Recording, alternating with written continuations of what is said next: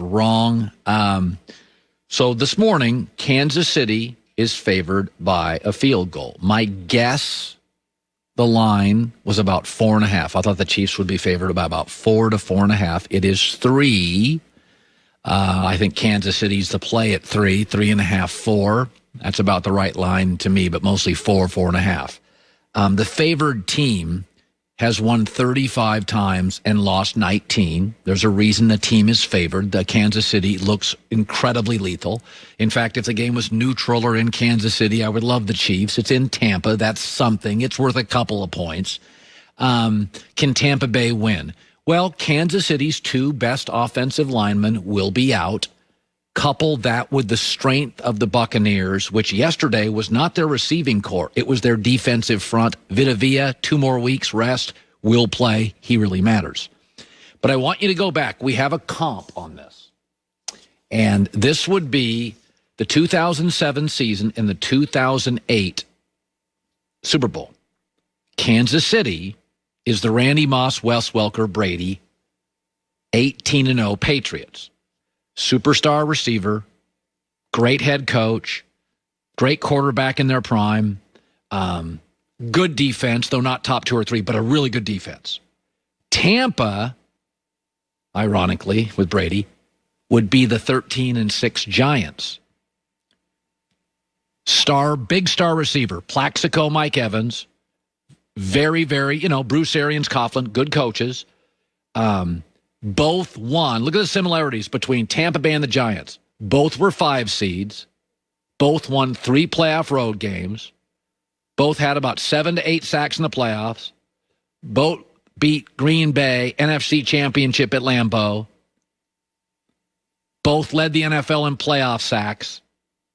So both immobile quarterbacks, Eli, Brady. So Tampa Bay and the Giants both had turbulent seasons. They were not linear. It wasn't a rocket ship. They both had very good defensive fronts. When healthy, were totally disruptive in the playoffs. Both are 5 seeds. Both won at Lambeau. Both immobile quarterbacks. Both respected coaches, but we didn't think Tom Coughlin at that moment was a Hall of Fame coach. We don't think in this moment Bruce Arians is a Hall of Fame coach yet. Maybe he wins here and wins another, he is. So it's very similar to me. Kansas City's New England back with Ross, Welker, that great year, and Tampa is the Giants. And it's very much an old-school, scrappy team with Bruce Arians and Tom Coughlin, defensive front, immobile pocket quarterback, against a flashy, fun, high-scoring team with a good defense. I think there's a reason Kansas City's favored. I think Kansas City is better.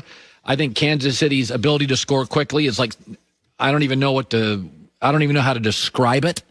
It's insane. But it's there. That's what it reminds me of.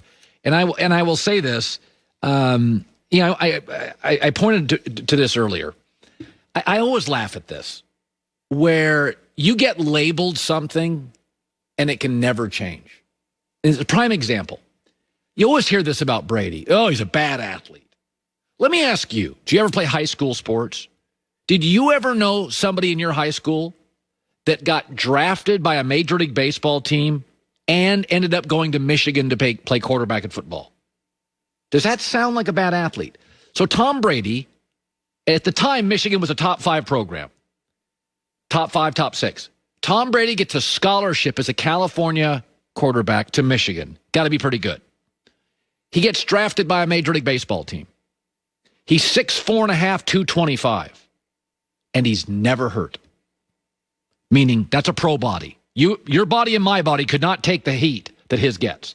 Does that sound like a bad athlete? Aaron Rodgers never got drafted by a baseball team. Had to go to a junior college. Michigan wasn't even interested. Gets hurt a lot.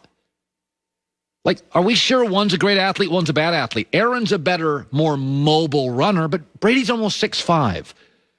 Josh Allen's rare, a 6'6" guy that can run. Most big guys don't particularly run well. Little guys usually run pretty fast. Go look at the fastest sprinters in the history of the world. Not a lot of 6'5" guys. Usain Bolt was rare. This is mostly like 5'11" guys.